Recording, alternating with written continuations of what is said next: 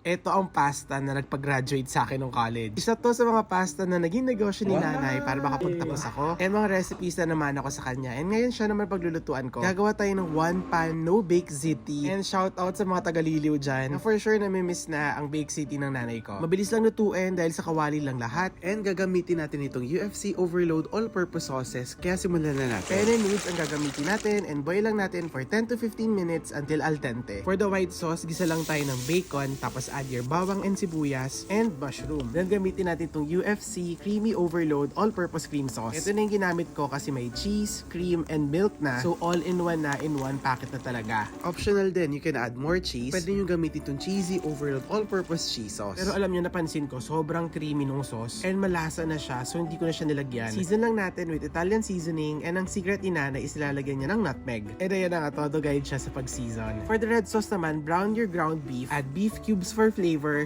bawang at sibuyas, seasoned with salt and pepper, mix ng Italian and Pinoy style yung gagamitin natin tomato sauce, pero pwede nyo din gamitin itong UFC Meaty Overload. And ayan na, mix in your pasta with the white sauce, and add your red sauce lang on top, then add mozzarella cheese, garnish with parsley, and meron na tayong no-bake ziti na nagpag-graduate sa akin. And in fairness, natuwa kami dun sa UFC Overload sauces. As in, very buildable and overload talaga siya. And mukhang approve din ni nanay. Enjoy! Naubos niya yung one pan! Naubos niya!